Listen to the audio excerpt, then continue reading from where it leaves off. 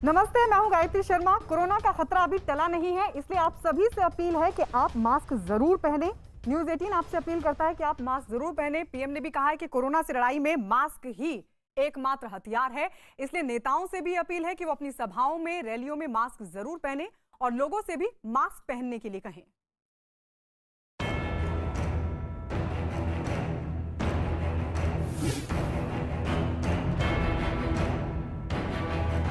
Delhi railway station की तस्वीर आपको दिखा रहे हैं। यहाँ पर पुलिस जो है लाउड स्पीकर के जरिए अनाउंसमेंट कर रही है कि सोशल डिस्टेंसिंग मेंटेन रखें, मास्क लगा के रखें।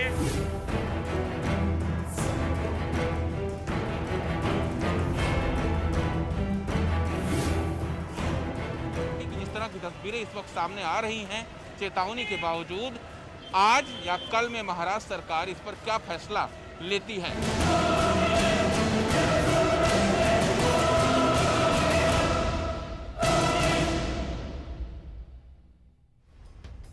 और इस वक्त की बड़ी खबर, महाराष्ट्र कैबिनेट की बैठक। इस वक्त की बड़ी खबर कि महाराष्ट्र कैबिनेट की बैठक कोरोना पर चल रही है। बैठक में लॉकडाउन को लेकर हो रही है चर्चा। लॉकडाउन को लेकर मुख्यमंत्री उद्धव ठाकरे चर्चा कर रहे हैं कैबिनेट के साथ। उद्धव ने फडणवीस से भी बात की है और सहयोग की अपील की है। कहा है कि लॉकडाउन के फैसले पर सहयोग किया जाए, क्योंकि बीजेपी लगातार ये कह रही है कि लॉकडाउन का फैसला नहीं होना चाहिए, लोगों के रोजगार पर असर पड़ेगा, लिहाजा लॉकडाउन का फैसला ना हो। लेकिन जानकारी की फडणवीस से भी बात की है उद्धव ठाकरे ने। एमएनएस ने हालांकि सहयोग की बात कही है। इस वक्त ये बड़ी खबर मिल रही है, लेकिन कांग्रेस और एनसीपी इस बात का विरोध कर रहे हैं। कांग्रेस ने साफ तौर पर कहा है कि लॉकडाउन नहीं होना चाहिए। तो लॉकडाउन को लेकर चर्चा चल रही है। महाराष्ट्र कैबिनेट की बैठक में मुख्यमंत्री उद्धव ठाकरे चर्चा कर रहे हैं। मुख्यमंत्री की तरफ से साफ तौर पर कहा गया था कि लॉकडाउन को टाला जा सकता है, लेकिन इस बात की जिम्मेदारी जनता को खुद लेनी होगी कि वो कोरोना नियमों का पालन करें। लेकिन इस सबके बीच बड़ी खबर यह कि बैठक चल रही है।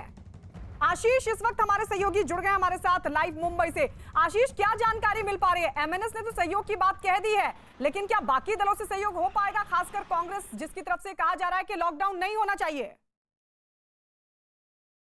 जी बिल्कुल, साफ तौर पर एमएनएस की तरफ से सहयोग की बात कही गई है। वहीं पर विरोधी पक्ष नेता जो बीजेपी है यहाँ महाराष्ट्र में, देवेंद्र फडणवीस से उद्धव ठाकरे ने कल बात की थी और उनसे ये कहा था कोरोना को लेकर जो भी कड़े कदम सरकार उठाएगी उसमें सहयोग की अपील बीजेपी से की थे। बीजेपी ने भी उन्हें ये सहयोग करने की बात सामने रखी है। उनका ये कहना है कि इस पर कोई राजनीति ना हो। कोरोना का जो आंकड़े बढ़ रहे हैं, सबसे पहले लोगों की जान ये काफ़ी ज़रूरी है। ऐसे में बीजेपी हर मुमकिन उद्धव ठाकरे के सरकार का जो भी डिसीजन होगा उसके साथ खड़ी होगी।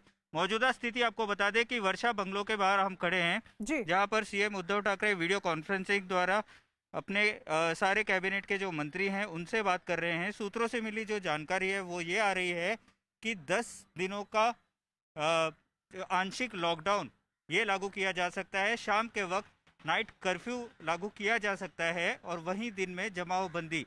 4 से ज़्यादा लोग कहीं पर भी नजर आए तो उन पर कार्रवाई करने की जो बात है वो उद्धव ठाकरे ने ऐसा प्रस्ताव यानी बीजेपी ने सहयोग की बात कह दी है, एमएनएस की तरफ से भी सहयोग की बात कर दी गई है। लेकिन क्या कांग्रेस को मना पाएंगे मुख्यमंत्री उद्धव ठाकरे, जो खुलकर विरोध करे लॉकडाउन का? आशीष,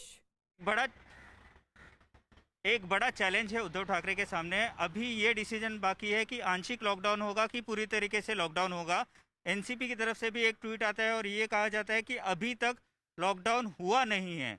वहीं कांग्रेस के जो नेता हैं नाना पटोले जो हैं, उनका साफ तौर पर यह कहना है कि लॉकडाउन नहीं होना चाहिए, इससे राज्य में फिर एक बार बेरोजगारी जो है वो बढ़ जाएगी। ऐसे में उद्धव ठाकरे के सामने एक चैलेंज है, क्योंकि महाविकास आघाड़ी सरकार में कांग्रेस, एनसीपी और शिवसेना तीनों साथ में। एक तरफ उनको सरकार भी चलाना है 5 साल और दूसरी तरफ जो कोरोना के आंकड़े हैं उसे भी कहीं ना कहीं कम करने की कोशिश हालात लगातार बिगड़ रहे हैं। और ऐसे में क्या लॉकडाउन होगा, इसको लेकर मुख्यमंत्री ने तो ये कहा है कि 1-2 दिन में बताऊंगा, और उसको लेकर आज वो बैठक भी कर रहे हैं। हो सकता है कि आज इस बात का फैसला हो कि आंशिक लॉकडाउन रहेगा या फिर लॉकडाउन पर वो सहयोगियों को मनाने में कामयाब हो पाते हैं, ये देखना होगा। लेकिन इस बीच एक और बड़ी खबर आपको बता दें कि लगातार महाराष्ट्र में जो केसेस बढ़ रहे हैं, उसके मद्देनजर यहां मरीजों के अब तक के जो सारे रिकॉर्ड हैं वो टूट चुके हैं। कोरोना मरीजों के आंकड़े लगातार बढ़ रहे हैं। 24 घंटे में कोरोना के 49,000 से ज्यादा मरीज मिल चुके हैं और ये देश में एक दिन में मिले कुल मरीजों का 50%, यानी कि आधे से भी ज्यादा का आंकड़ा है। बदतर हो चुके हालात से निपटने के लिए सरकार कभी भी सख्ती बढ़ाने का ऐलान कर सकती है। शिवसेना के मुखपत्र सामना में राज्य में लॉकडाउन लागू करने के संकेत भी मिले हैं। महाराष्ट्र में फूटा corona bomb.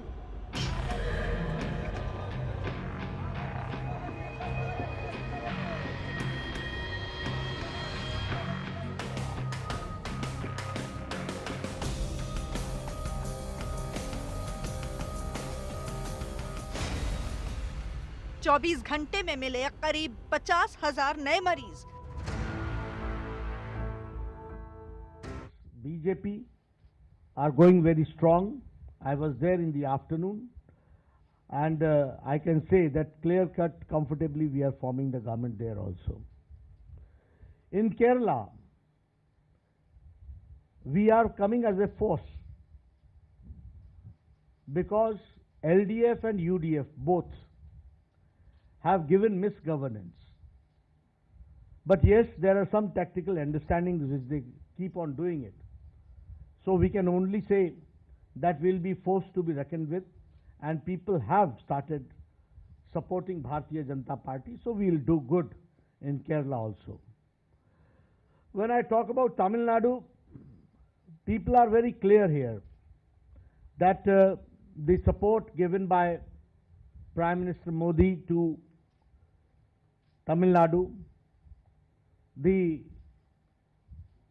mainstreaming of Tamil Nadu as far as development is concerned, the support systems has been liked by the people of Tamil Nadu.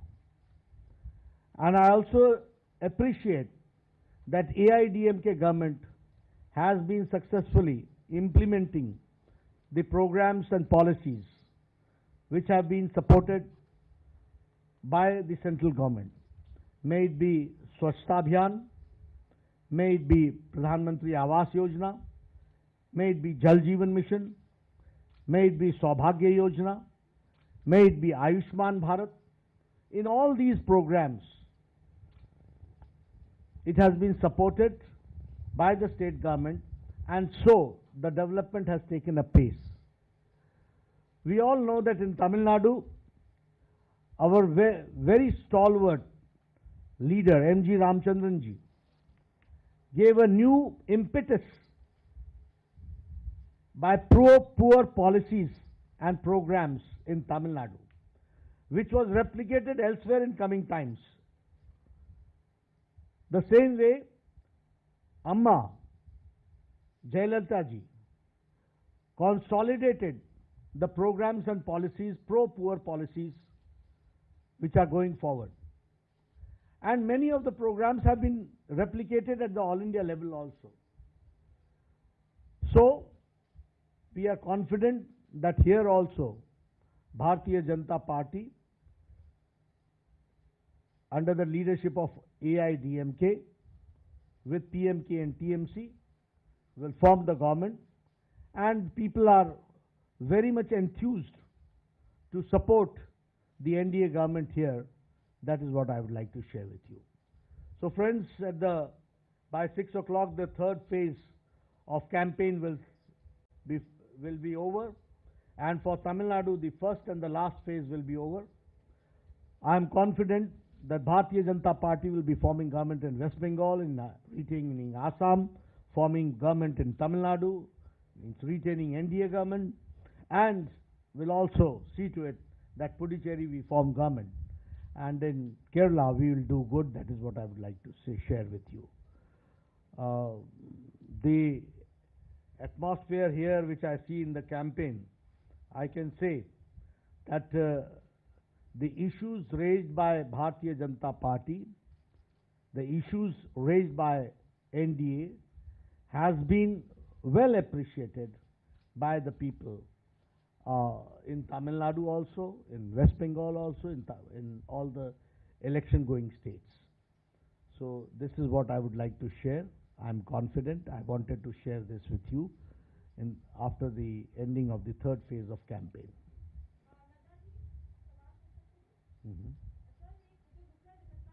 Ji, first of all,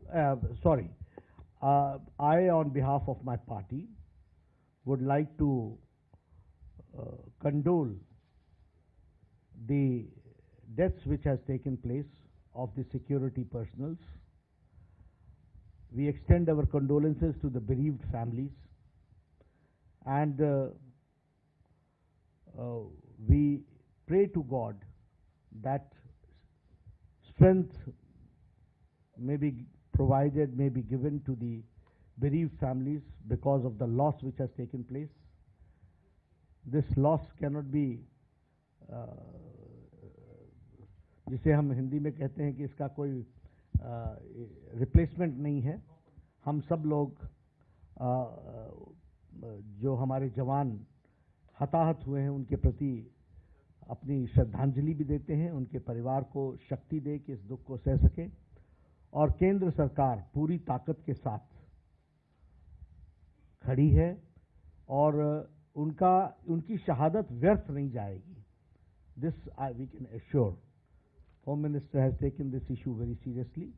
He has cut short his campaign and he is back in Delhi, and meeting is going on, and suitable action will be taken accordingly.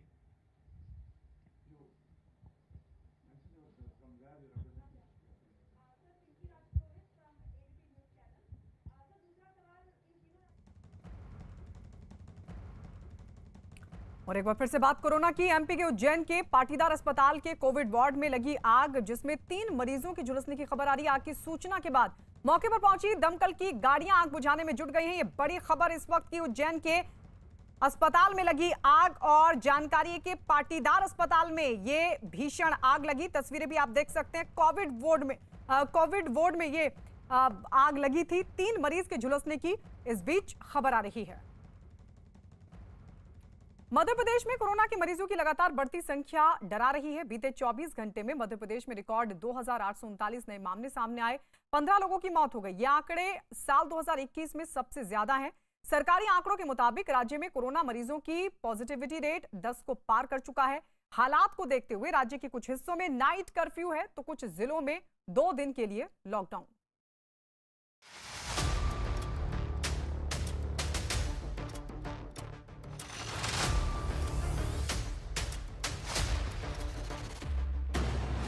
Madhya Pradesh में corona के मरीजों की संख्या तेजी से बढ़ी।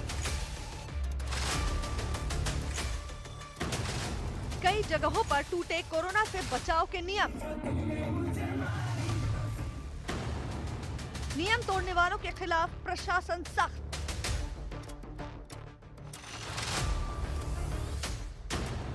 48 घंटे के लिए बैतूल रतलाम में लॉकडाउन। सड़कों पर जगह जगह पुलिस का पहरा, आने जाने वालों से पूछताछ, बंद बाजार और सख्ती। यह है मध्य प्रदेश का बैतूल, जहां रंग पंचमी पर हल्की छूट के बाद अगले 48 घंटे के लिए लॉकडाउन लागू है। इस साल 1 मार्च से 1 अप्रैल के बीच करीब 1000 कोरोना के मरीज मिलने के बाद प्रशासन इस तरह की सख्ती को मजबूर है। जरूरी सेवाओं से जुड़े लोगों और मेडिकल इमरजेंसी वालों को छोड़कर किसी को भी घर से बाहर निकलने की इजाजत नहीं है।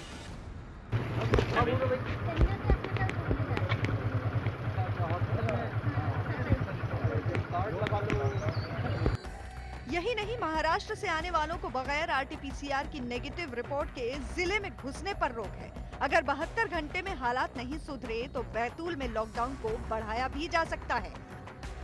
बैतूल में तो सख्ती का आलम यह है कि बिना मास्क के या बेवजह घूमने वालों को पुलिस ने सरेआम सजा दी। ऐसे लोगों को पकड़ने के बाद पुलिस ने मुर्गा बना दिया। कई जगहों पर बेवजह घर से बाहर निकलने वालों को पुलिस वाले कान पकड़कर उठक बैठक कराते नजर आए। नशे में या मस्ती में गाड़ी चलाने वालों के भी चालान काटे गए। एक जगह तो शराब लेकर जा रहा एक शख्स हत्थे चढ़ गया, जिसकी पुलिस ने खबर ली।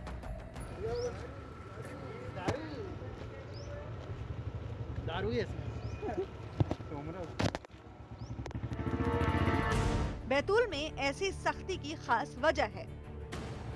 बैतूल में अब तक 4902 लोगों को कोरोना हो चुका है। जिनमें से 83 की मौत हो गई। बैतूल में इस वक्त भी कोरोना के 552 मरीज हैं। बैतूल जैसा हाल राज्य के कई जिलों का है। मध्य प्रदेश में कोरोना के कहर की कहानी आंकड़े बताते हैं, जिसमें बीते कुछ दिनों से इंदौर पहले और भोपाल दूसरे नंबर पर बना हुआ है। इनमें राजधानी भोपाल में 502 और इंदौर में 708 नए मरीज सामने आए। बीते 24 घंटे में कोरोना की वजह से 15 लोगों की मौत हो गई। इस वक्त मध्य प्रदेश में 20,369 कोरोना के मरीज हैं।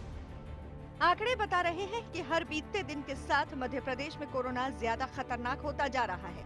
लेकिन क्या कोरोना के भयावह होने के बावजूद लोग कोई सबक लेने को तैयार हैं? जवाब दमोह की इन तस्वीरों में है। कोरोना के फैल जाने के बावजूद रंगपंचमी पर लोगों पर त्योहार का ऐसा खुमार छाया कि बीमारी का डर काफूर हो गया। न मास्क की चिंता, न सोशल डिस्टेंसिंग की फिक्र।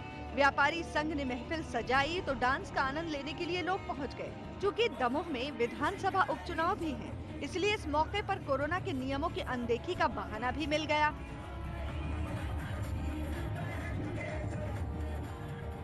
दो दिन पहले सीहोर में प्रशासन का अमला सड़कों पर उतर आया और रंग पंचमी के बहाने चौक चौराहों पर हुड़दंग मचाने वालों पर टूट पड़ा। कई जगहों पर नियम तोड़कर रंग खेलने निकले लोगों को सड़क पर झाड़ू लगाने की सजा दी गई। यही नहीं, बड़े अधिकारी जगह जगह खुद दुकानदारों के पास जाकर उन्हें मास्क लगाने की हिदायत देते दिखे। शहर में कोरोना फैल रहा, आप लोग यहाँ मचा रखे हो। खुद की जिम्मेदारी है, कुछ की नहीं है। मैं 1 मिनट दुकान सील कर दूंगा आपकी। प्रशासन की सख्ती के बावजूद कई लोग बिना मास्क के ही सड़कों पर आते जाते दिखे। इनमें से जिस पर प्रशासन की नजर पड़ी, उन्हें चालान काटने के लिए रोक लिया गया। हालांकि पकड़े जाने के बाद कई लोग अजीब तरह की दलील देते सुनाई पड़े। आपका नहीं लगा था? फेस कवर की हुई थी ना, अब फेस कवर करे कि मास्क लगाए थे। मैडम मेरी बात सुनिए, मेरी बात सुनिए। आप एक मिनट मेरी बात सुनिए। तो मैं कैसे लगाऊंगा? उसका फेस कवर कहाँ है बताइए आप? कब था वो दुकान? अच्छा वो वहीं से लगाते हुए आई, अभी आप हमें ही झुठला रहे हो। फेस कवर तो करी हुई थी ना, ऐसा तो नहीं कुछ भी नहीं लगाई थी मैं। मैडम देखिए, आपके बेहतरी के लिए कर रही है सरकार केवल। आप बहस करके कुछ नहीं कर रही हैं। मास्क नहीं, कुछ भी नहीं लगाई हूँ तो बात भी है। अब ये लगाई हूँ, मैं जेब में रखी हूँ, कहीं उतर के तो लगाऊंगी ना। इतना भी बेवकूफ नहीं हूँ मैं भी। आप फेस कवर करें कि मास्क लगाएं? आज कर रहे हैं चालान काटने के चक्कर। देवास में होटल, रेस्टोरेंट, जिम और स्विमिंग पूल बंद रखने के आदेश के बावजूद बस स्टैंड के पास एक होटल खुला था। बताया गया कि यहाँ कोरोना से बचाव के नियमों का पालन भी नहीं हो रहा था। ऐसे में नियम तोड़ने पर प्रशासन ने एक होटल को सील कर दिया। सुबह जब हम नॉर्मल यहाँ से निकले तो देखा कि हर्ष रेस्टोरेंट है, यहाँ पे करीब 30-40 लोग खड़े हैं। ना तो उनमें किसी ने मास्क पहना था और ना ही उस रेस्टोरेंट के कर्मचारियों ने मास्क पहना। आपको पता है कि स्ट्रिक्ट इंस्ट्रक्शंस है कि चाहे रेस्टोरेंट हो चाहे होटल हो, पार्सल सुविधा उपलब्ध करानी है। ये जिम्मेदारी दुकान मालिक की बनती है। अगर किसी दुकान में उनके ग्राहक या कस्टमर भी अगर मास्क नहीं पहने हैं तो ये जिम्मेदारी भी दुकान मालिक की होती है। अंततः हमको आके इसको सील करना पड़ा क्योंकि हमारे लिए जनता का स्वास्थ्य सर्वोपरि है और इस प्रकार की कार्रवाई करते रहेंगे। रतलाम में भी रंगपंचमी ने कोरोना के नियमों की अनदेखी का बहाना दिया तो कई लोग सड़कों पर होली खेलने निकल पड़े। मुस्तैद प्रशासन ने इनमें से कई लोगों को दबोच लिया। पकड़े गए लोगों को अस्थायी जेल में तो भेजा ही गया, साथ ही इन्हें आइंदा कोरोना से बचाव के नियम नहीं तोड़ने की शपथ भी दिलाई गई। आज से हमेशा मास्क लगाकर ही बाहर निकलूंगा। और अपने परिवार मित्र रिश्तेदार को भी मास्क लगाने के लिए प्रेरित करूंगा। अगर भविष्य में मैं बिना मास्क पाए और लगाए बाहर मिला तो जो भी वैधानिक कार्रवाई की जाएगी वो मुझे स्वीकार होगी। दरअसल रतलाम में रंगपंचमी से एक दिन पहले ही 2 दिनों के लॉकडाउन का ऐलान कर दिया गया। ऐसा जिले में मार्च महीने में 1000 से ज्यादा मरीजों के मिलने की वजह से किया गया। रतलाम में कोरोना की वजह से अब तक 94 लोगों की जान भी जा चुकी है, लेकिन इसके बावजूद लापरवाह अपनी हरकतों से बाज नहीं आ रहे। लेकिन मध्य प्रदेश में हर जगह के लोग कोरोना को लेकर लापरवाह नहीं। राज्य के बड़वानी में कोरोना के मरीजों की संख्या में बढ़ोतरी को देखते हुए जनता ने खुद ही लॉकडाउन लागू कर दिया। यहाँ के लोग बेवजह न तो घर से बाहर निकल रहे हैं और न ही बिना मास्क के बाहर किसी को निकलने दे रहे हैं। बड़वानी में जरूरी सामान बेचने वाले भी कोरोना के नियमों का पालन करते दिखे। और इस बीच आपको बता दें 24 घंटे में इस साल कोरोना के नए मामलों की संख्या सबसे ज्यादा सामने आई है। एक दिन में देश भर में कोरोना के 93,000 से ज्यादा नए मामले सामने आए। इतना ही नहीं, 24 घंटों में आए मौत के आंकड़े भी डरा रहे हैं। एक दिन में कोरोना से कुल 513 लोगों की मौत हो चुकी है। उधर गुजरात में पहली बार एक दिन में कोरोना के 2600 से ज्यादा नए मामले मिलने से हड़कंप मच गया है। अब गुजरात सरकार ने राज्य में कोरोना की दूसरी लहर होने की बात कबूल कर ली है और इस पर काबू पाने के लिए वैक्सीनेशन अभियान पर भी पूरी ताकत लगा दी है। गुजरात में डोर टू डोर वैक्सीनेशन अभियान शुरू कर दिया गया, लेकिन सरकार की तमाम कोशिशों से इतर जगह जगह लोगों की लापरवाही का सिलसिला भी थमने का नाम नहीं ले रहा।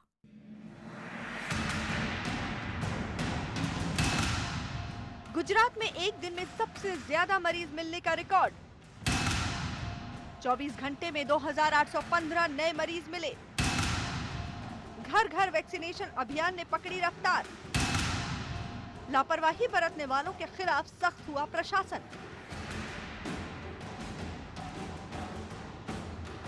अहमदाबाद के बाजार में कोरोना से बचाव के नियमों को धता बताने वाली ये तस्वीर लोगों के लापरवाह रवैये की गवाही देती है। लोग कोरोना को फैलने से रोकें और सरकार के बनाए नियमों का पालन करें, इसके लिए बाजारों से लेकर सड़कों तक पुलिस तैनात दिखी। बिना मास्क वालों के चालान काटे जाते नजर आए, लेकिन जिन्हें इन सब की फिक्र नहीं, उन पर इसका कोई असर पड़ता नहीं दिखा।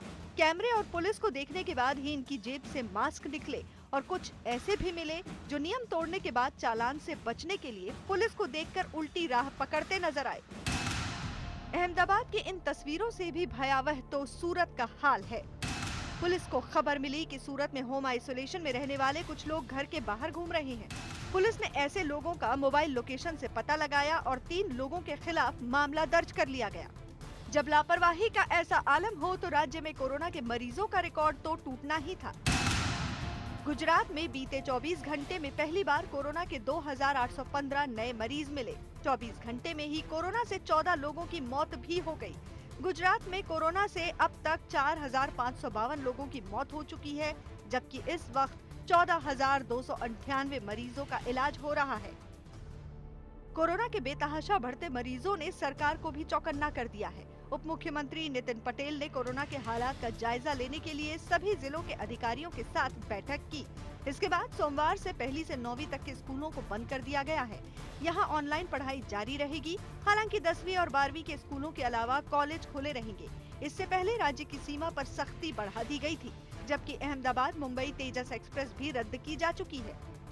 दुनिया भर में पिछले 15 दिन से हम सब देख रहे हैं, इस प्रकार कोरोना के केसेस बढ़ रहे हैं। दुनिया का कोई भी देश हो या भारत का कोई भी राज्य हो, सभी जगह ये दूसरा पीक जो शुरू हुआ है उसमें पॉजिटिव केस की मात्रा बढ़ रही है। इस तरह गुजरात में भी पिछले 10-15 दिन से पॉजिटिव केस की मात्रा बढ़ रही है। असल में कोरोना जिस तेजी से फैल रहा है उसने सरकार को सख्ती के लिए मजबूर कर दिया है। हर बड़े शहर में कोरोना की लहर दिख रही है। अहमदाबाद में बीते 24 घंटे में 656 नए मरीज सामने आए, जबकि 4 की मौत हो गई। सूरत में 687 नए मरीज मिले और 5 की मौत हो गई, जबकि वडोदरा में एक दिन में 384, राजकोट में 277 और भावनगर में 60 नए मरीज सामने आए। इन तीनों जिलों में एक मरीज की मौत भी हो गई है।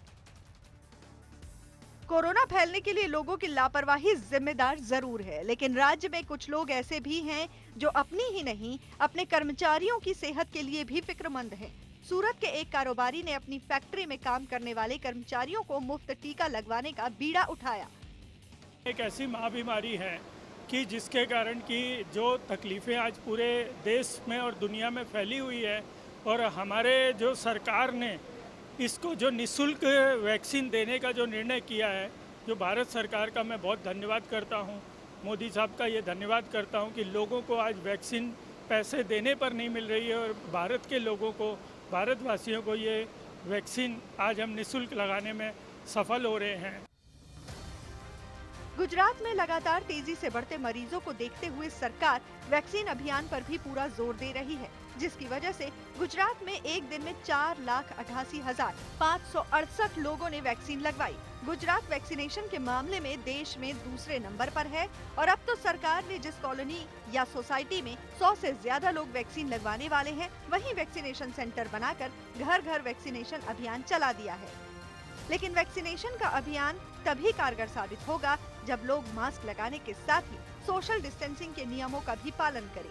ऐसा नहीं हुआ तो कोरोना को काबू में करना मुश्किल होगा।